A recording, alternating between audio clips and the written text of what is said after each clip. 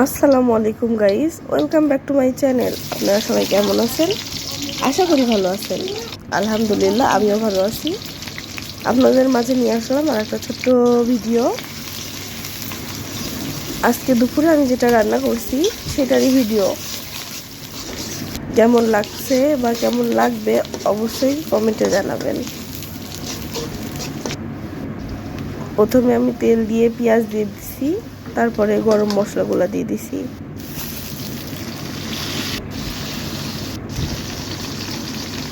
এবার প্রত্যেকটা মশলা এক এক করে দিয়ে দিব। জিরা বাটা, আদা বাটা, রসুন বাটা, পেঁয়াজ বাটা, মরিচ, ধনিয়ার গুঁড়া, এবার দিয়ে দিব মরিচের গুঁড়া,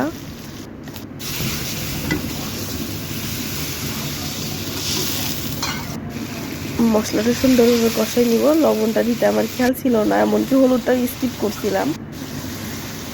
এবার রসুনটা ছিটাই দিব। এবার সুন্দরভাবে যতক্ষণ অবধি তেল উপরে না উঠে আসবে ততক্ষণ অবধি আমি নেড়ে নিব। মশলাটা যখন তেল উঠে আসবে ঠিক এইভাবে, তখন আমি গোশটা দিয়ে দিব। তাহলে গোশের স্বাদ একটু বেশি ভালো হবে। আমি এখানে গোশটা ধুয়ে একটু হলুদ মাখায় রাখছিলাম, হলুদ লবণ মাখায় রাখছিলাম। এটা হচ্ছে এবার সম্পূর্ণটাই দিয়ে দিলাম। এবার সুন্দরভাবে মশলার সাথে নেড়ে নিব। প্রত্যেকটা গোশের গায়ে যেন মশলাগুলো সুন্দরভাবে লেগে যায়। এবার যে ঢেকে দিছি, দেখেন কত সুন্দরভাবে প্রত্যেকটা মশলার গায়ে গোশের সাথে লেগে গেছে। যে কষানো হচ্ছে অনেক ভালোভাবে, যত সুন্দরভাবে কষাবেন গোশের স্বাদটা ঠিক ততটাই বাড়বে। একটু বেশিক্ষণ ধরে কষানোর চেষ্টা করবেন।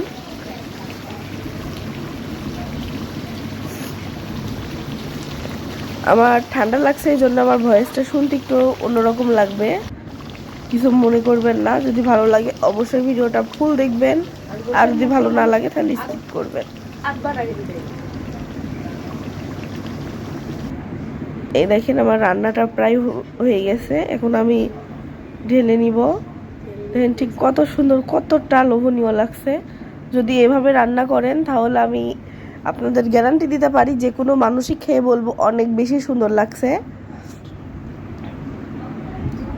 ভিডিওটা যদি ভালো লাগে অবশ্যই লাইক, কমেন্ট, শেয়ার দিয়ে পাশে থাকবেন। ফেসবুক থেকে দেখলে ফলো করে দিবেন, ইউটিউব থেকে দেখলে চ্যানেলটাকে সাবস্ক্রাইব করে দিবেন। আজকের ভিডিও এই পর্যন্তই।